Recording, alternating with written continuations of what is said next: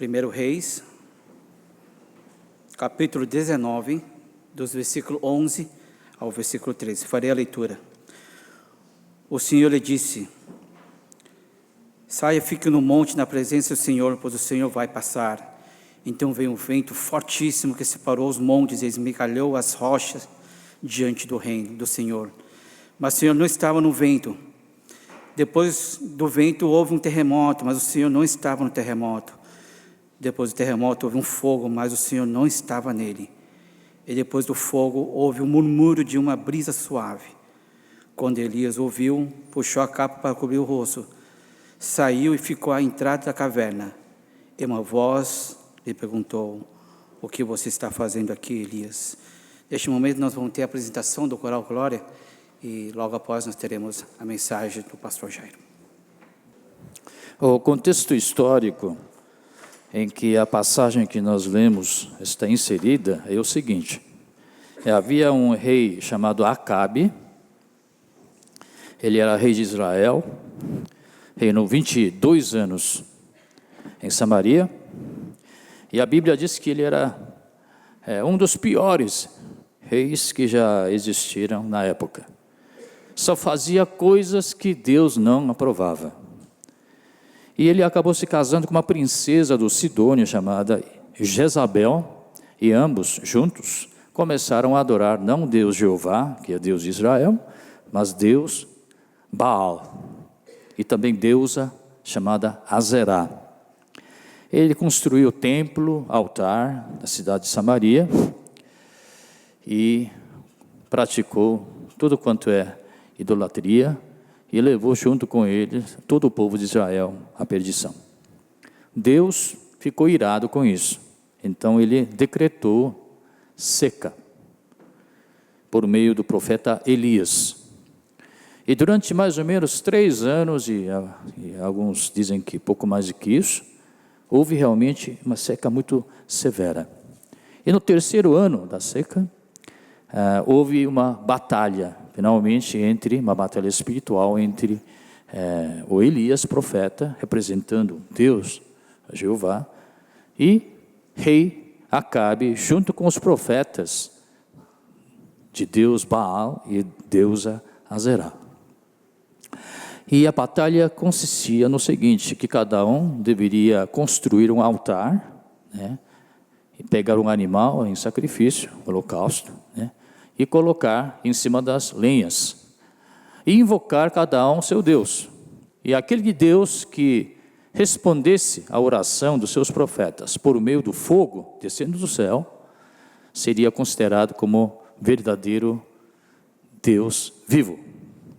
Então, o Elias sozinho contra mais de 800 e tantos profetas que adoravam seus outros deuses.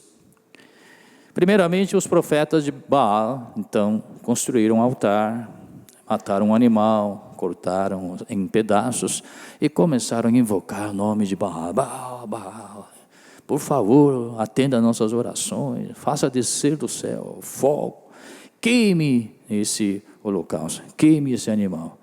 Ficaram de manhã o período inteiro, da manhã, período da tarde, começou a escurecer, chegou a noite, mas nada.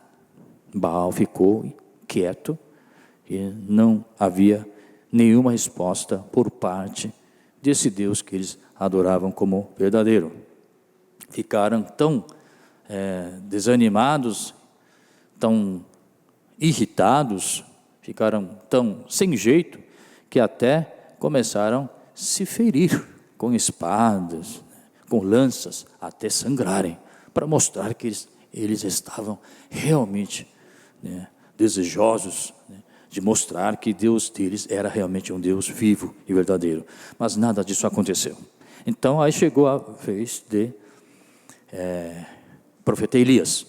Mostre o slide, por favor, para a gente guardar isso graficamente na imagem.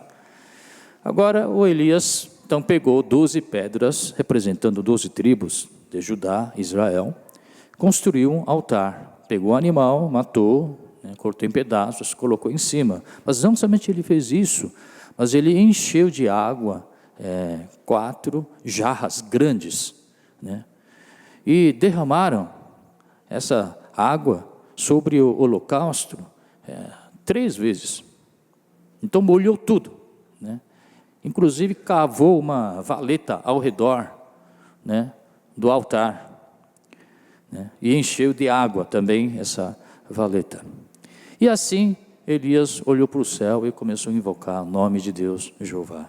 Imediatamente, um fogo intenso, forte, desceu do céu e queimou não somente o animal em sacrifício, mas o altar, e secou também a água que estava na valeta.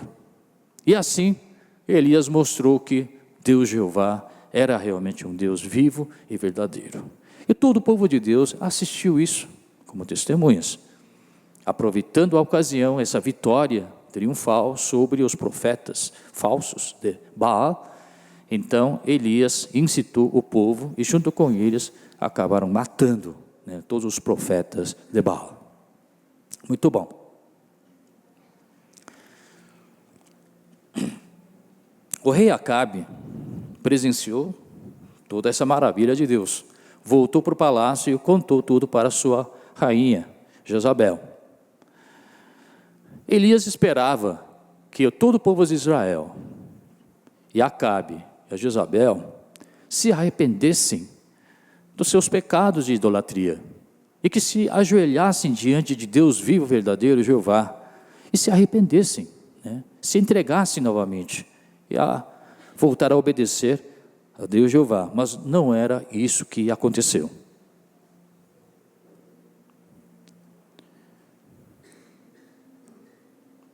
Jezabel jurou, em nome do seu Deus Baal, que iria matar o Elias.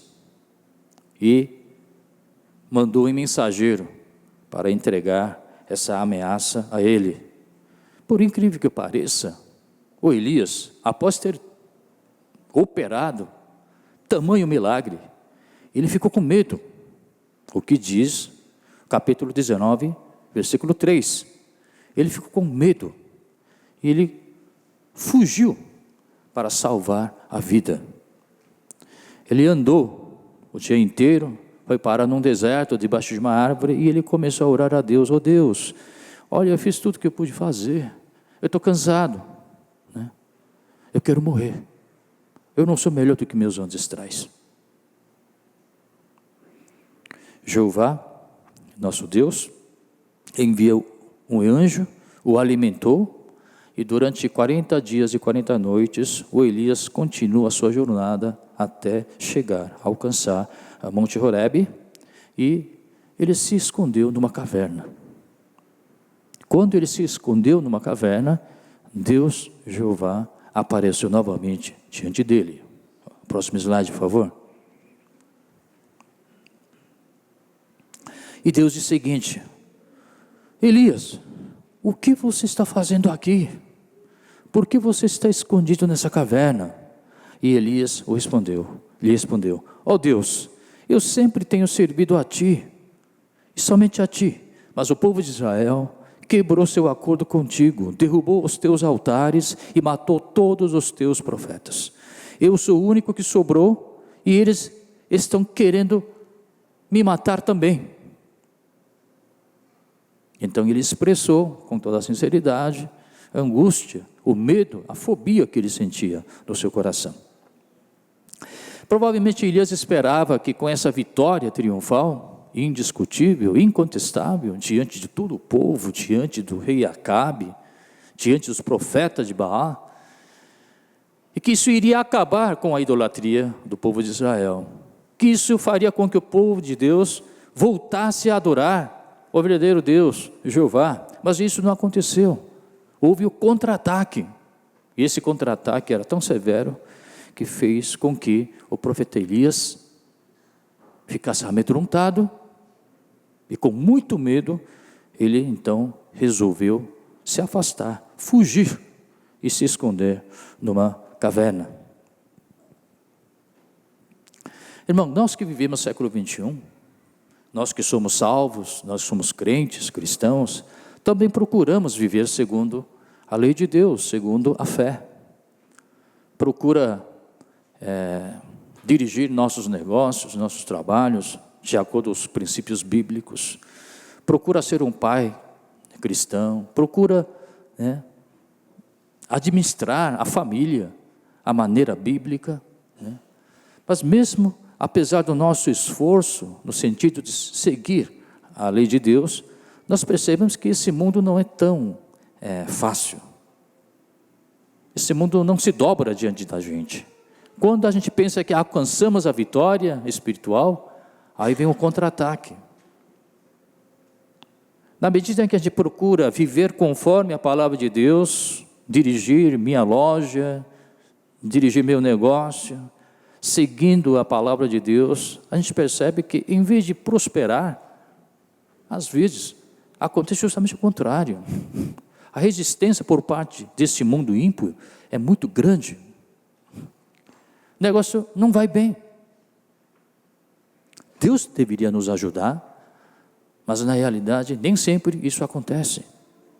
E por causa disso nós ficamos desanimados, ficamos decepcionados, às vezes ficamos com medo, porque o mundo nos contra-ataca. Isso nos intimida. Era mais ou menos nessa situação que o profeta Elias se encontrava.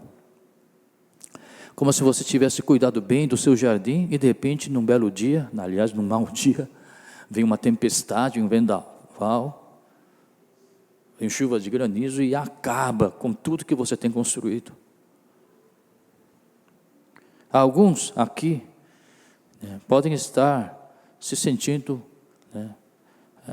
com sua vida meio arriscada,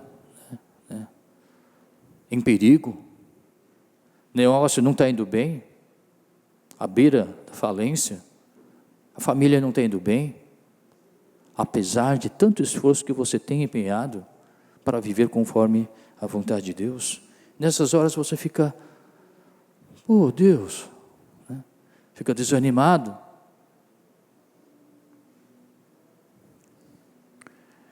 Você perde força, se sente enfraquejado, dá vontade de se esconder numa caverna, se livrar de toda a responsabilidade familiar, seja social, querer esconder. Às vezes cai em depressão tão forte, tão severa, que até se sente tentado a praticar suicídio. Mesmo dentro da igreja, você está servindo com aquela dedicação, com entusiasmo, mas por esses outros motivos, de repente sua vontade, aquela força de vontade desaparece. Você não é reconhecido, ou ocorre um mal-entendido que faz com que você se afaste de Deus, fica desanimado, fica decepcionado, se sente desfalecido. Eu como pastor, eu deveria estar cantarolando, um cântico triunfal todos os dias, vitória, em nome de Jesus, mas não é bem isso que acontece comigo também.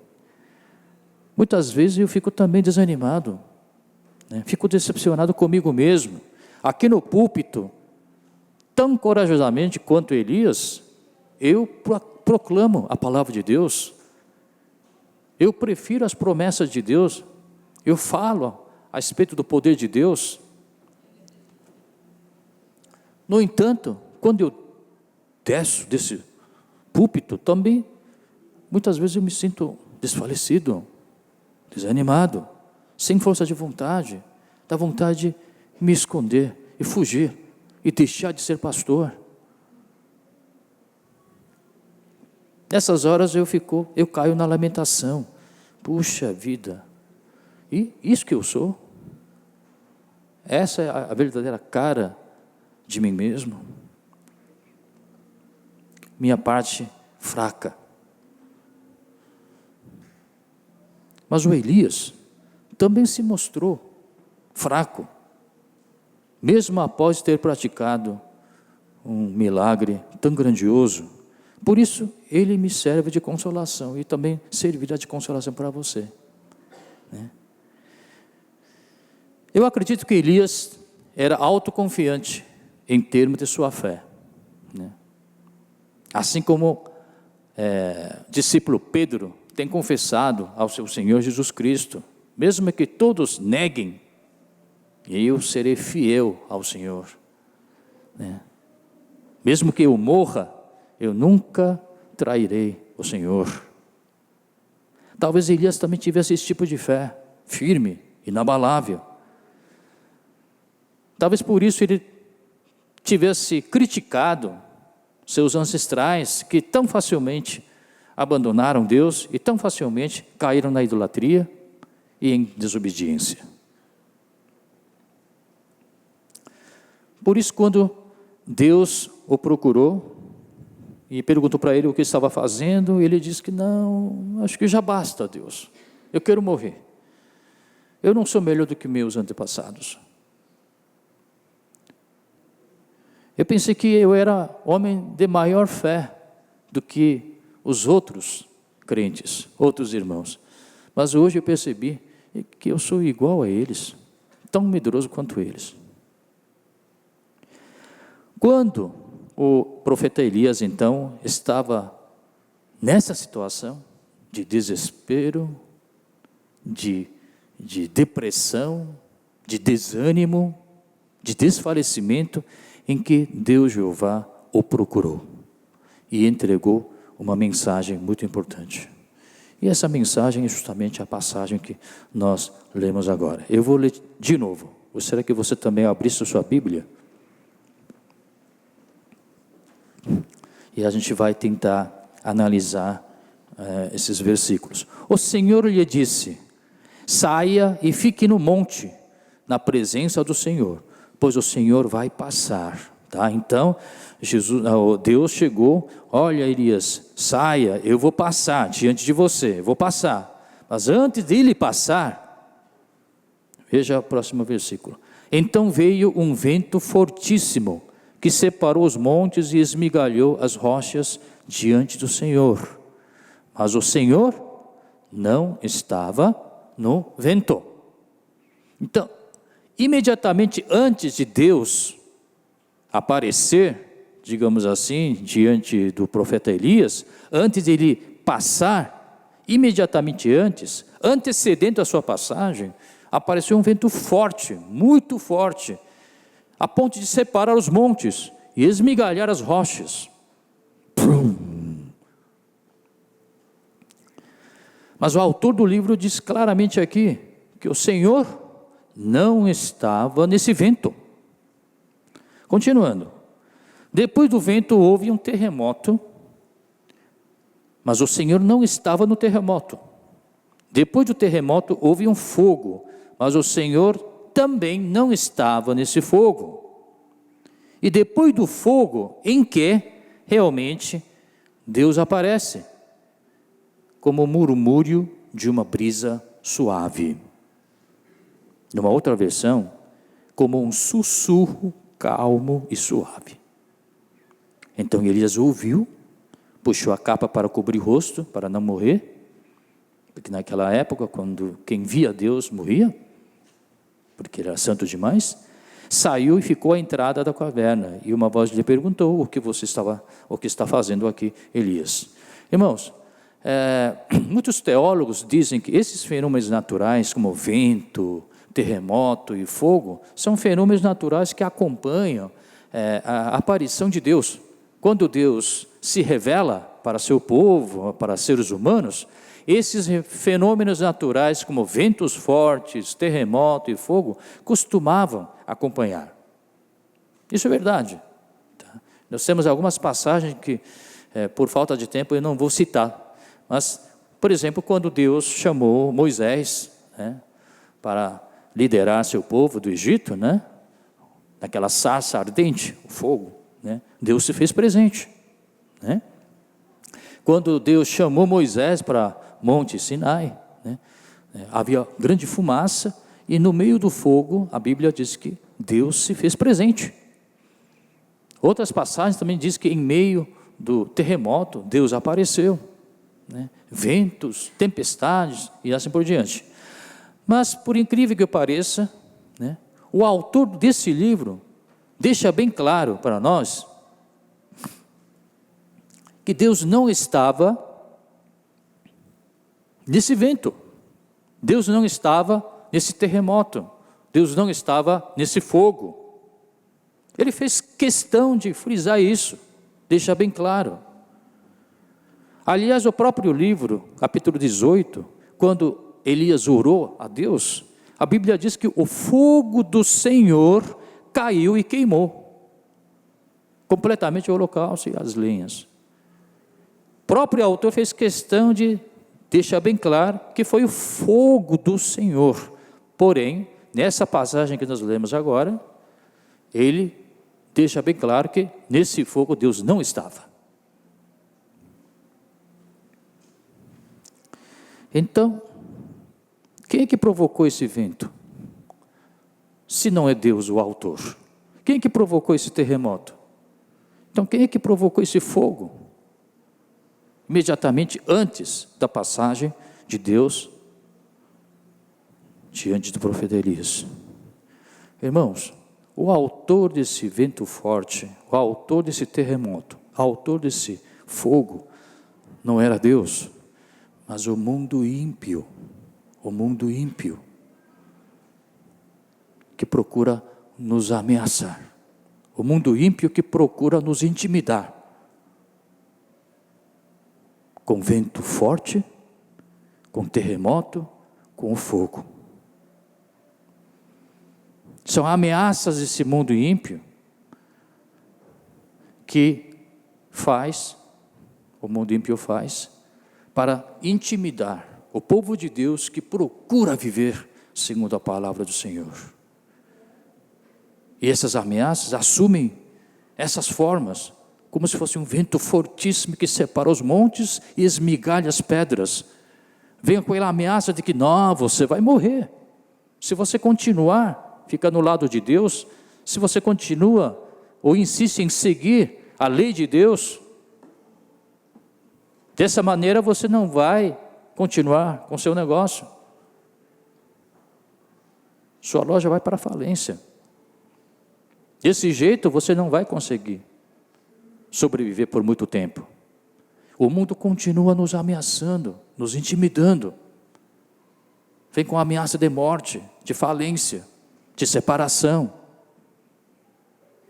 de doença, de falha, de fracasso.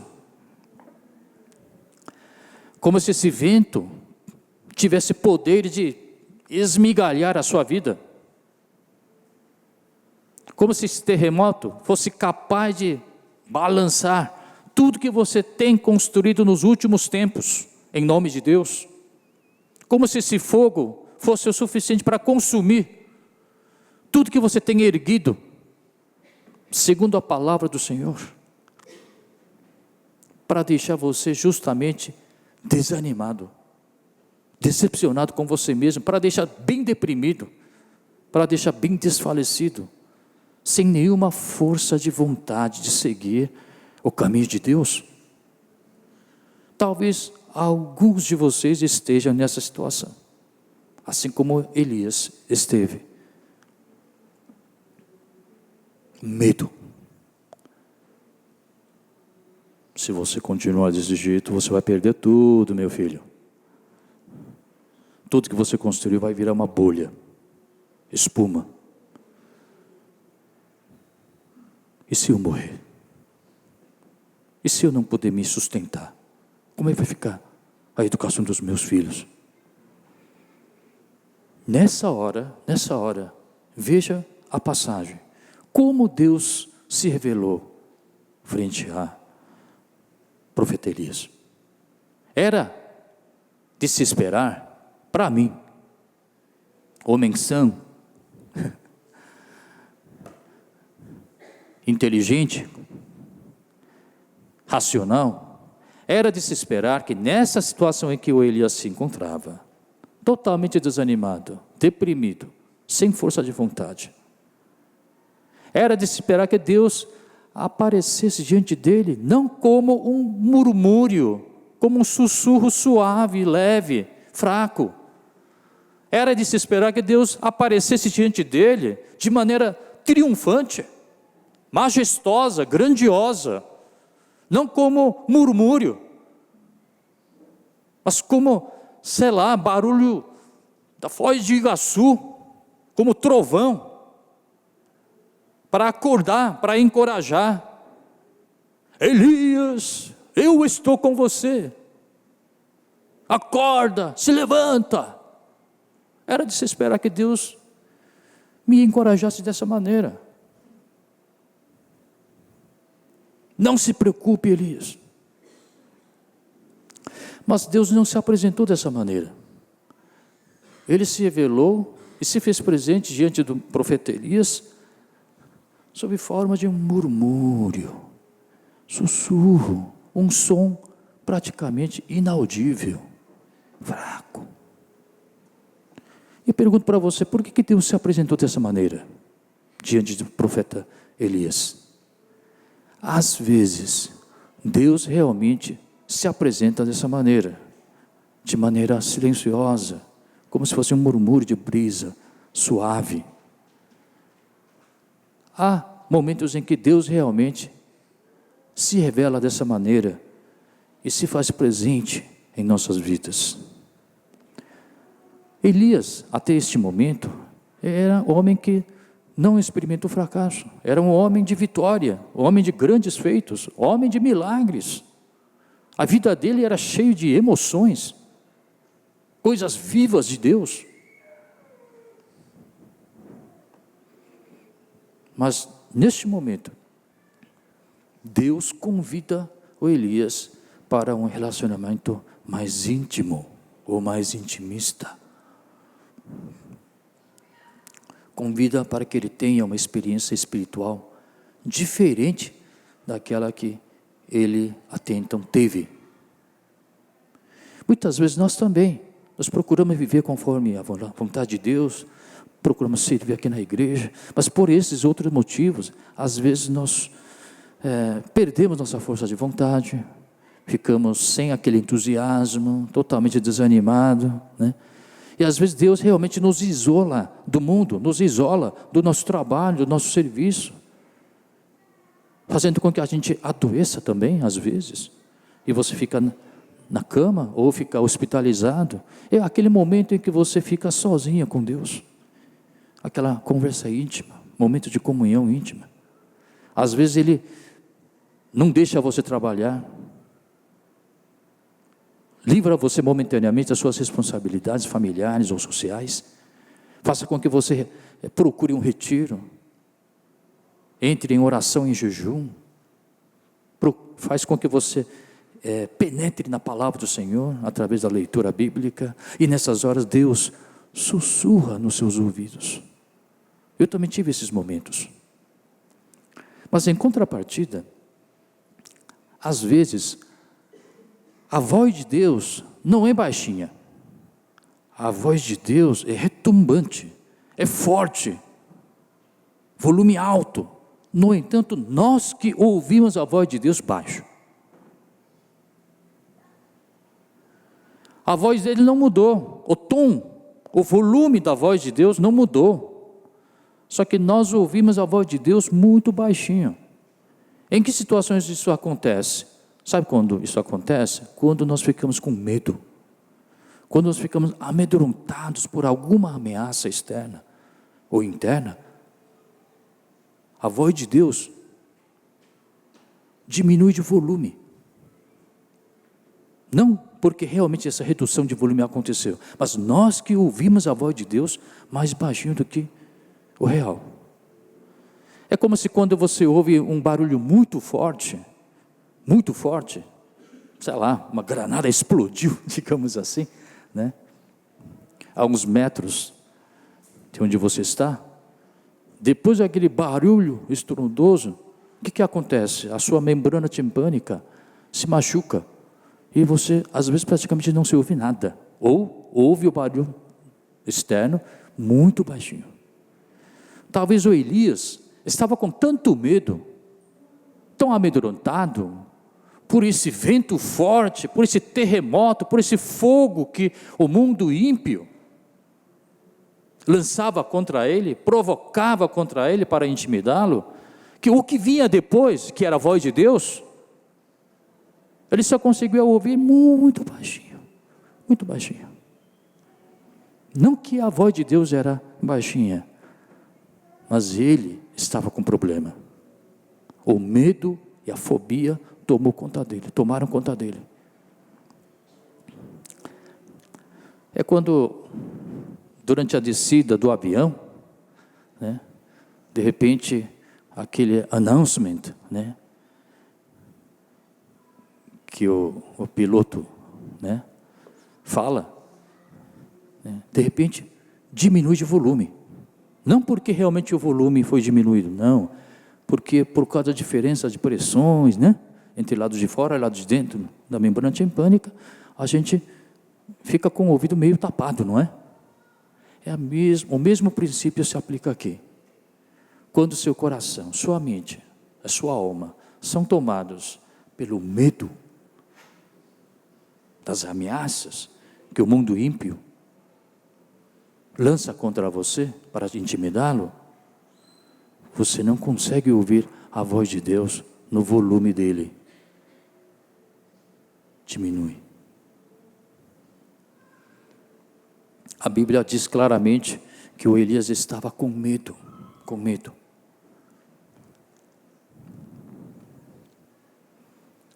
Agora, outro fato interessante. Será que esse vento era tão forte assim?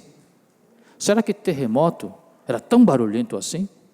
Será que esse fogo, capaz de queimar uma floresta inteira, era tão forte assim? Talvez não, talvez não. Mas quando uma pessoa está muito desanimada, muito desfalecida, deprimida, essa pessoa pode sofrer insônia. E as pessoas que sofrem insônia me testemunharam que às vezes um barulho que normalmente não o incomodaria, passa a incomodar. Por exemplo, o ponteiro de um relógio, ele vai girando e aquele barulho começa a incomodar. Pingos de água que caem de uma torneira fechada. Um barulho que em situações normais não me incomodariam, mas que passam a incomodar, começam a aumentar de volume. Quando você está com medo das ameaças do mundo ímpio, uma voz dentro de você começa a assumir dimensões anormalmente maiores do que o normal. É como se você conectasse essa voz interna sua a um amplificador e um alto-falante potente.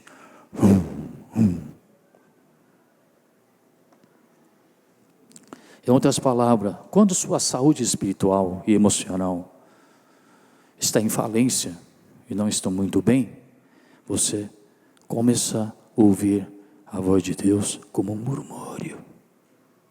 E começa a ouvir as ameaças do mundo saindo de um alto-falante super potente. Agora, o que é realmente esse murmúrio de Deus? Por que eu disse que esse murmúrio de Deus é poderoso?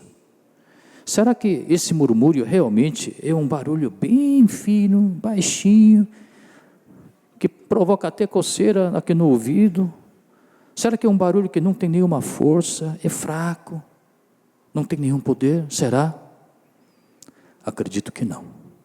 O murmúrio de Deus, segundo o que Jó descreveu, e eu quero que você leia comigo, por favor, slide. Vamos ver como é que Jó descreve o murmúrio de Deus. Leiamos juntos então a primeira parte, vamos lá?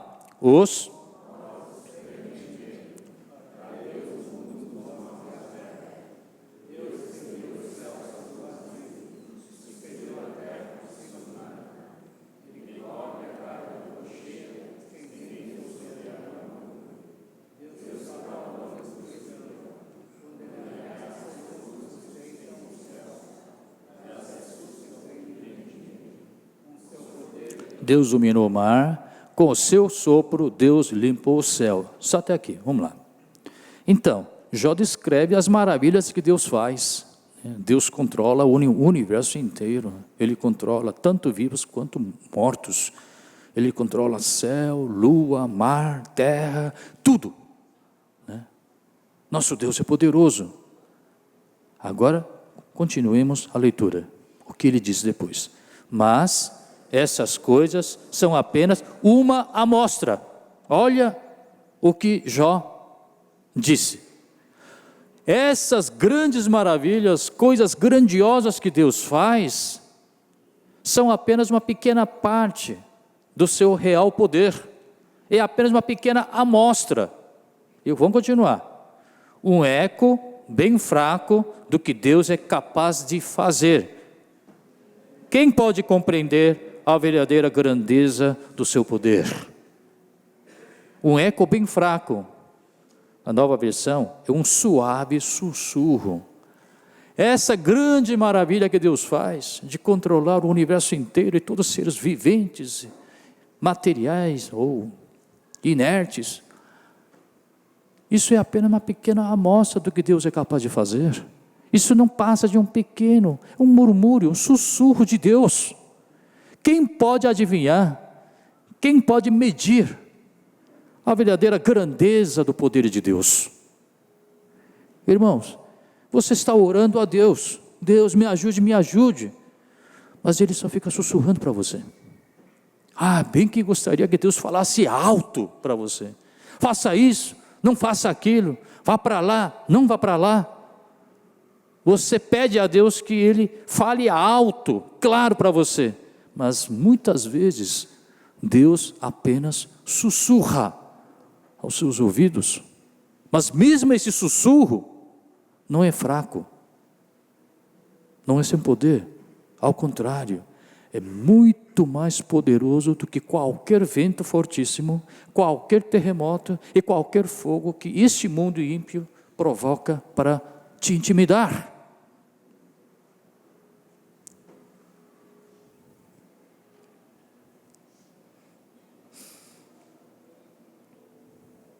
Eis o paradoxo. Sussurro poderoso de Deus, murmúrio poderoso de Deus.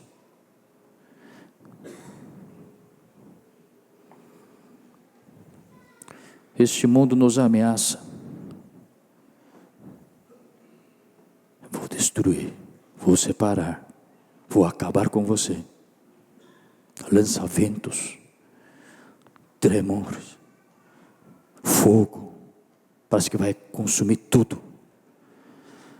Mas o murmúrio de Deus é muito mais poderoso do que qualquer tipo de ameaça que nos intimida. É nesse Deus que você tem que confiar.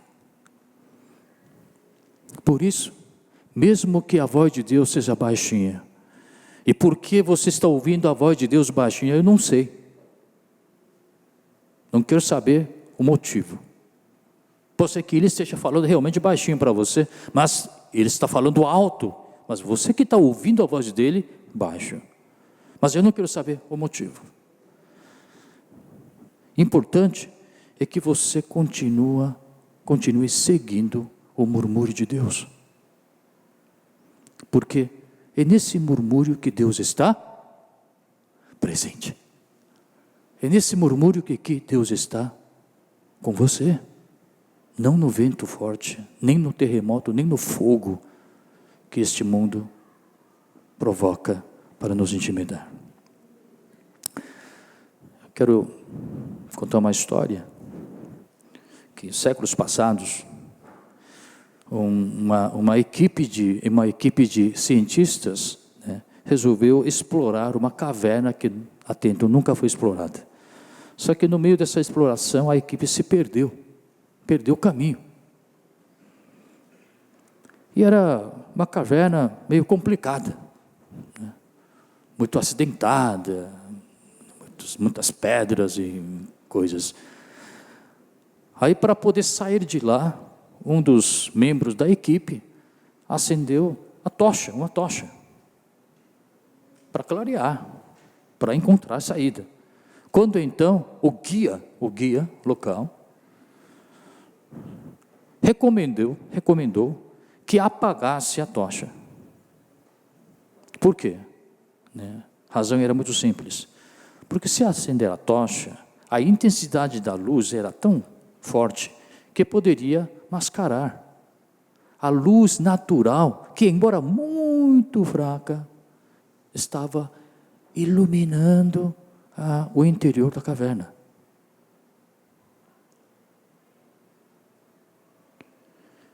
Por isso, quando você se perde numa caverna escura, você não pode acender tocha. Você, embora possa se machucar, cair, demorar mais, você precisa olhar para a luz natural, embora muito fraca, aquele feixe de luz bem fininho, que penetra para o interior da caverna, e ir em direção a essa luz. Só assim você poderá encontrar a saída e escapar da escuridão da caverna. Irmãos, muitas vezes em nossas vidas, nós nos sentimos como se nós estivéssemos numa caverna escura, sem saída, aparentemente. Mas se você olhar bem, há um feixe de luz, embora muito fraco, mas há. Embora a voz de Deus seja como um murmúrio de brisa suave, se você tenta escutar com atenção, você ouve a voz de Deus. E essa voz, e essa luz que você tem que seguir. Porque é essa luz que nos dará a salvação e a vida. No desespero você acende a tocha. No desespero você confia numa outra coisa que não seja Deus. Talvez você possa resolver na hora. Mas certamente isso não trará salvação para nós. Isso não vai tirar você da escuridão. Irmãos, quero terminar o sermão citando uma palavra de esperança que o autor de Hebreus nos recomenda. Capítulo 10, no slide, por favor, que diz o seguinte: mas o meu justo viverá pela fé, e se retroceder, não me agradarei dele. Nós, porém, não somos dos que retrocedem e são destruídos, mas dos que creem e são salvos. Retroceder nunca mais, né? Nós não podemos ficar escondidos na caverna. Embora a luz de Deus seja fraca, embora a voz dele de baixinha, nós temos que seguir esta voz e esta luz.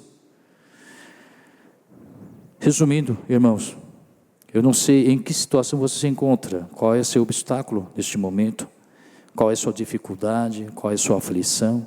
Eu não sei se você está desanimado ou não, mas é importante, digo mais uma vez, que o murmúrio de Deus, embora fraco, embora aparenta ser bem baixinho, ele é poderoso, mais poderoso e muito mais poderoso do que qualquer vento, qualquer terremoto, qualquer fogo deste mundo ímpio. Quem poderá medir? Quem poderá mensurar a grandeza do poder de Deus? Talvez você se encontre como que nem Elias, né? Você caiu, você está desanimado, você perdeu força de vontade, mas eu recomendo a você, levante-se, levante-se, procure ouvir o murmúrio poderoso de Deus, procure enxergar a luz, embora fraca, que Deus está emitindo, para poder guiar você para o caminho certo e justo. Oremos, irmãos. Senhor Deus, a palavra foi mais uma vez proferida, e peço que o Santo Espírito nos ajude, baseados nessa palavra, que nós possamos viver mais uma semana na vitória. Oramos em nome do Senhor Jesus Cristo. Amém.